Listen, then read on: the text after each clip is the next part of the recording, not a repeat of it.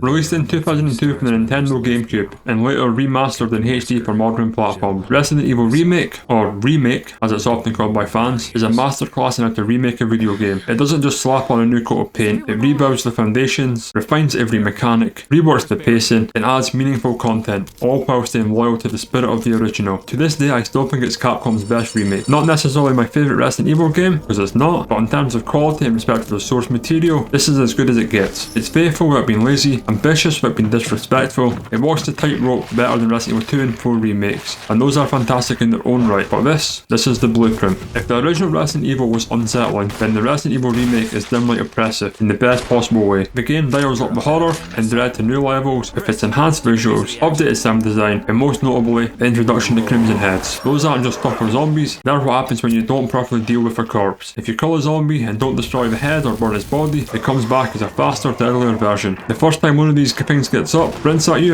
is genuinely shocking. But here's the thing, once you know how the Crimson Head system works, you can play around it. By your second or third run, they become less of a threat and more of a resource management puzzle. That doesn't make them bad, but it makes them even better. They change how you approach the game. Do you use your precious kerosene now? Will you ever come back to this hallway? Is it worth killing zombies at all? Add that to the game's lighting, which is absolutely amazing, and you've got an atmosphere that feels suffocating. Shadows dance around the corners, flickering candles throw eerie silhouettes. The fixed camera angles now serve a cinematic purpose, not just a technical one. You feel watched, you feel vulnerable, and it never lets up. Even 6 playthroughs later, the dread is still there. I might know the game inside and out, but the presentation still makes me feel uneasy, and to me, that's a win. On the surface, the story is the same. Star's Bravo team goes missing, Alpha team investigates, and things go very, very wrong inside the Spencer mansion. But where the original game implies things, the remake fleshes them out. The biggest addition here is Lisa Trevor, a tragic experiment turned monster, whose backstory ties directly into the creation of the T-virus. Lisa's presence gives the mansion history. She's not just a new boss fight, she's the heart of the game's expanded lore.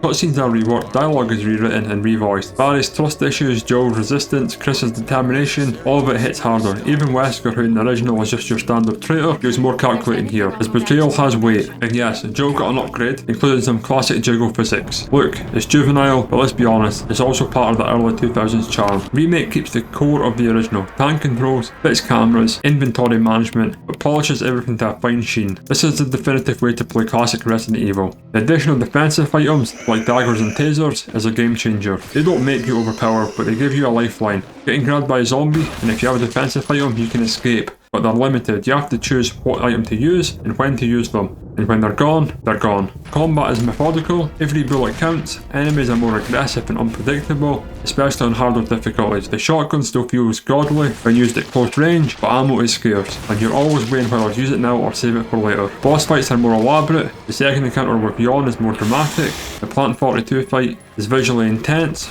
Lisa Trevor's boss sequence is more of a puzzle, you can't kill her so you have to outwit her, it breaks the formula in a satisfying way. Overall, Remake doesn't just respect the original gameplay, it refines it, enhances it, makes it feel like this was always how the game was meant to be played. Replayability is where the remake shines, just as much as the original, if not more so. Multiple characters, multiple endings, unlockables, costumes, all the classic Resident Evil incentives are here. Joel's playthrough is still the more beginner friendly option, with more inventory space, the lockpick and Barry helping out in key moments. Chris's run is harder, less inventory, more backtracking. There's also additional game modes, such as an infamous invisible enemy mode, where you can't see any of the enemies, even bosses, so you have to guess where you're shooting, and Real Survivor mode. With Real Survivor mode, the item boxes aren't linked, so if you put items in one item box, they are not available for you in another. That causes a lot of backtracking for key items where you need to transport them from one item box to another, such as going from the mansion to the laboratory. It's a nightmare to plan for, and that's exactly why it's brilliant. Game length varies based on your experience. My first time it took about 8 to 10 hours to complete. On repeat runs, I was doing it in less than 3 hours. The Spencer mansion is the real star here. In the remake, it's never looked better. The pre-rendered backgrounds are so detailed they still hold up to date. Capcom added new areas, a cemetery, a crypt, the Lisa Trevor cabin, and each one adds texture to the mansion without breaking its logic. They blend seamlessly into the existing layout. You don't just go through the mansion, you learn it, you memorise it, you master it,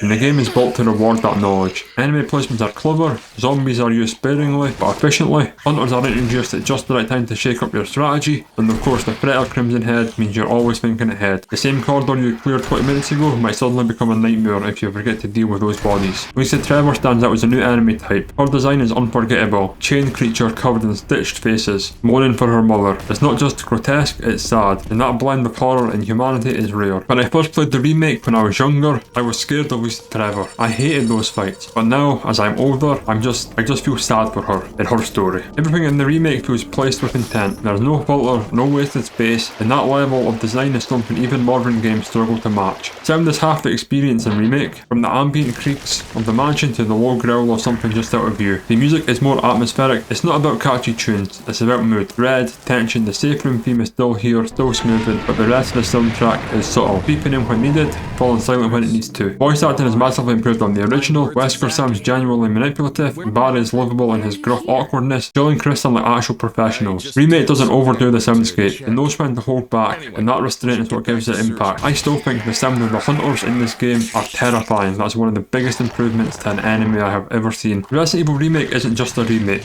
it's a definitive version of one of the most important games ever made in my opinion. It honours the original while elevating every single element, from story and gameplay to visuals and sound. It's a slower, more methodical experience than the more modern Resident Evil titles, but it's also richer in atmosphere and tension. If Resident Evil 4 is the best action horror, and Resident Evil 7 is the best psychological horror, then Resident Evil best survival horror. Pure, focused, and masterfully executed. Whether you're a newcomer or a veteran, this game deserves a spot in your library. It's not just about nostalgia, it's about craft, about intention, about creating fear, not through spectacle but through design. Remake is Resident Evil distilled, and for my money, it's the best version of what the series set out to do. It's a true masterpiece. If you've not seen my review of the original Resident Evil or the Deadly Silence version, you can see them on the two videos to the side. If you like this video, please subscribe, send it to your friends, and I'll see you in the next one. Take care, bye.